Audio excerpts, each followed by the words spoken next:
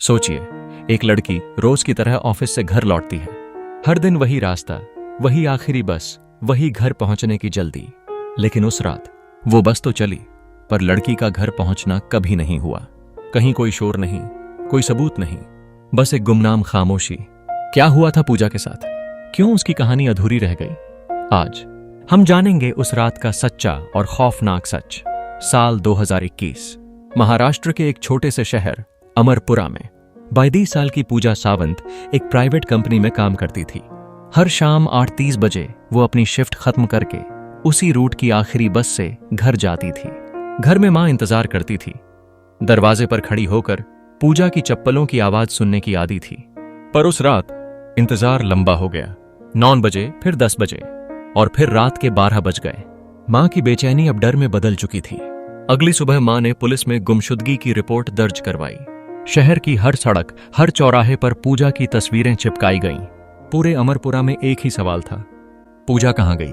जब पुलिस ने जांच शुरू की तो उन्हें कुछ चौंकाने वाली बातें पता चलीं। पूजा आखिरी बार बस स्टैंड पर देखी गई थी।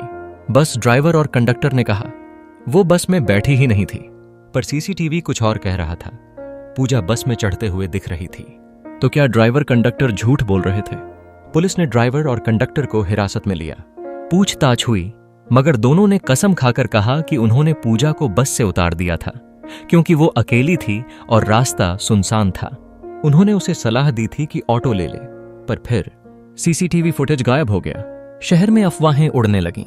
शायद ड्राइवर ने कुछ किया है। कंडक्टर के पुराने क्रिमिनल रिकॉर्ड थे। मामला अब सुर्खियों में आ चुका था।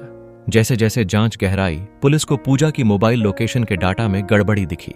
आखिरी सिग्नल बस स्टैंड से 2 किलोमीटर दूर एक वीरान फैक्ट्री के पास आया था। पुलिस उस फैक्ट्री पहुंची।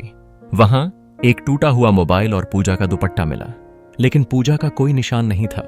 तभी एक अनजान नंबर से पूजा की मां के पास मैसेज आया, तुम्हारी बेटी को मत ढूंढो, नहीं तो उसका अंजाम बुरा होगा।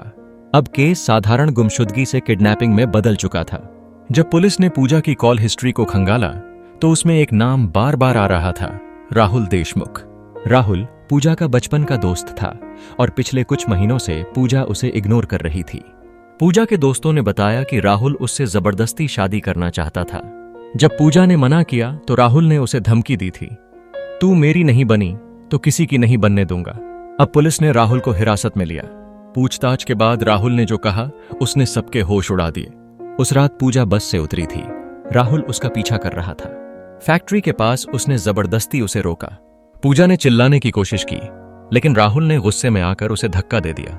पूजा का सिर एक पत्थर से टकराया और वहीं उसकी मौत हो गई। डर के मारे राहुल ने पूजा के मोबाइल को तोड़ दिया और लाश को फैक्ट्री के पीछे गड्ढे में छुपा दिया।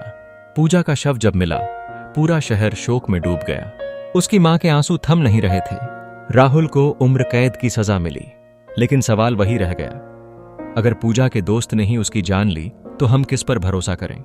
इंसाफ तो मिल गया, लेकिन पूजा की अधूरी जिंदगी की टीस हमेशा रह गई।